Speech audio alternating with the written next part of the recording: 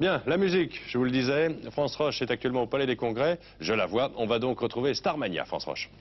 Oui, et Starmania, c'est l'opéra des mythes. Il y a la star de cinéma, il y a la star de la politique, il y a la star métaphysique qui s'appelle le grand gourou, il y a les stars de la révolte qui sont les étoiles rouges, on pourrait aussi bien les appeler les blousons noirs, et il y a aussi la star entre étoiles noires, toutes. d'ailleurs. Oui.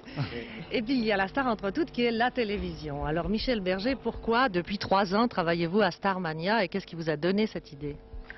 Écoutez, vous savez, un compositeur a toujours envie de faire un spectacle musical, alors je crois que c'est dans le fond l'idée de tous les gens qui font de la musique. Mais moi j'ai toujours pensé qu'on pouvait faire des spectacles musicaux francophones, disons plutôt que français, parce que là c'est une collaboration avec un certain nombre de gens qui viennent du Québec. Je crois qu'en français on peut faire un grand spectacle musical pas à l'image des spectacles américains, différents, mais qui soit du même format, disons, c'est-à-dire un spectacle très visuel pour une grande salle. Mais quelles idées avez-vous voulu exprimer? Parce que vos stars, ce sont des stars plus négatives que positives. Ah, moi je suis pas d'accord avec vous. Elles ont envie de faire briller leur étoile et je trouve que c'est au contraire très positif.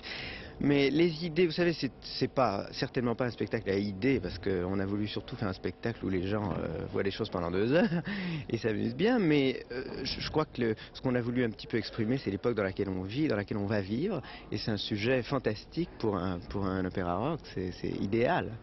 C'est un peu de la science-fiction. Oui, c'est la science-fiction d'aujourd'hui, disons, parce que c'est pas dans l'an 2500, c'est plutôt l'an 2000, c'est-à-dire dans 20 ans, là. Et pourquoi vous êtes-vous associé à un Québécois pour cette entreprise? Écoutez, d'abord, moi, j'ai voulu travailler avec un auteur qui puisse être un auteur vraiment, pas seulement un auteur de chansons, mais un auteur capable d'écrire vraiment un spectacle. Et je pensais que Plamondon était vraiment un auteur comme ça, et c'est pas vraiment parce qu'il était québécois que j'ai choisi de travailler avec lui. Ceci dit, le fait qu'il soit dans le continent américain et qu'il soit en même temps très imprégné de la culture européenne, je crois que ça a été un atout très intéressant dans l'élaboration du spectacle. Et vous, Jean-Luc Plamondon, vous êtes le parolier de Diane Dufresne particulièrement et de beaucoup de chanteuses québécoises. Vous avez écrit vos chansons en québécois ou en français? Les deux. Mais pas pour Starmania. Pour Starmania, c'était un défi que j'avais à relever, c'est-à-dire d'écrire un spectacle complet qui soit compris par toute la francophonie, si vous voulez. Mais il n'y a pas d'expression québécoise dedans, mais il n'y a pas d'argot français non plus. Ignani, il vient dans mon char ou c'est le pied? Non, et il y a eu parfois des moments très drôles où, par exemple, à un moment donné, j'avais mis le mot parfois, et Michel m'a dit, mais on ne peut pas mettre le mot parfois, en français, c'est pas du langage courant, alors que c'est un mot qu'on dit tous les jours au Québec. Il dit, en France, c'est du langage de comtesse. Alors j'ai dit, on va dire des fois. Il dit, alors non, des fois, ça c'est vraiment du langage trop vulgaire. Alors finalement, j'ai dit, qu'est-ce que tu dirais? Il dit, je dirais quelquefois. J'ai dit, ben moi, quelquefois, je dirais pas ça. Alors, finalement, on a mis de temps en temps, je baisse le son de la télévision. Et vos personnages, vous les trouvez tous positifs parce que vous faites une charge à fond contre les hommes politiques, contre les gourous, contre... C'est-à-dire que moi... Non, enfin, moi l'expression charge contre, je trouve que c'est pas l'esprit du tout du spectacle, c'est plutôt un...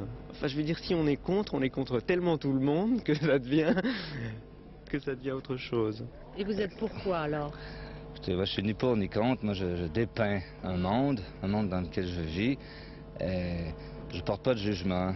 Enfin, je dépeins un peu la décadence de l'Occident, la décadence du XXe siècle aussi. On est à la fin d'un siècle, on est à la fin d'un Moyen-Âge probablement, avant la nouvelle ère technologique. Et on patauge entre 2 millénaires et ce sont des gens qui essaient de survivre un peu, si vous voulez, sur le passé, parce que bon, ce nouveau monde qui nous arrive, où tout va être uniformisé, ou qui va être complètement dominé par la télévision, est-ce qu'il va rester de la place pour l'individu? Est-ce qu'il va rester de la place pour que chacun puisse faire briller sa petite étoile à lui? Et on finit quand même sur un chant d'espoir à l'univers, ou sur un appel à... On demande s'il y a une réponse quelque part. France Roche? Oui. Voilà, je crois que nous nous retrouverons tout à l'heure, tout d'abord à 12h45 pour le début de notre journal et ensuite plus longuement à partir de 13h10, 13h12 pour Starmania donc au Palais des Congrès, début demain.